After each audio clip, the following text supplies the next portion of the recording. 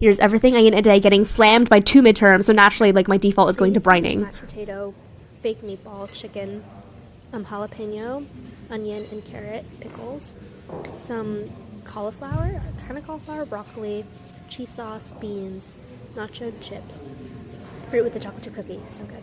Yeah, so brining is kind of my comfort place whenever I feel like there's something tumultuous happening in my life. And today they did not disappoint. They had the nachos that I think, okay, so my personal stance is that not every nacho is created equal. And the ones at brining I think are twice fried, but they also have a different kind of dough, or like the material is just different and it tastes so much better.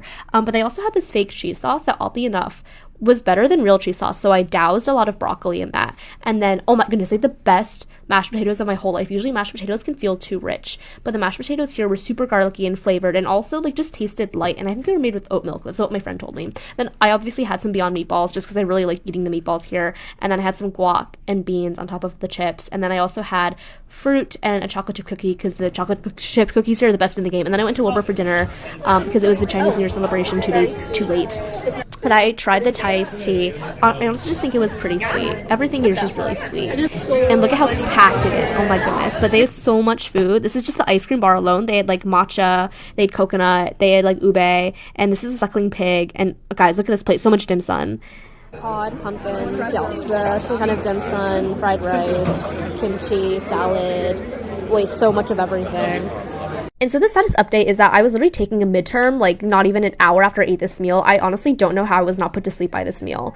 But the food was like pretty good, I would say, for the most part.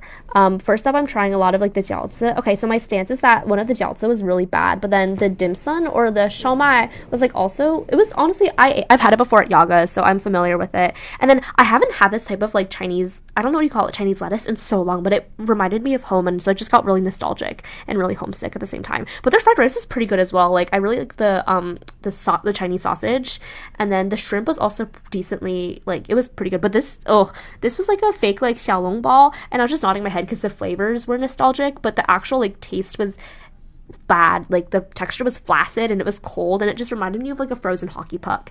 And this is the dumpling that I mentioned was disappointing, but I think the best thing on my plate today was the miso cod. It was so tender, so flavorful, absolutely doused in like butter, and just like it was phenomenal. I really like the pickled cucumbers as well, and the kimchi, I think it's just Costco kimchi, but it falls too much on the acidic side for me, and it is what it is. But the pickled daikon was also pretty good. And I also had some coconut ice cream to round out my night. And then here are the cookies I did not eat. Look at this, guys. Wow. Dragon fruit. Guys, and then I also had a pepino step, just hot chocolate, and that's about it. Okay, bye.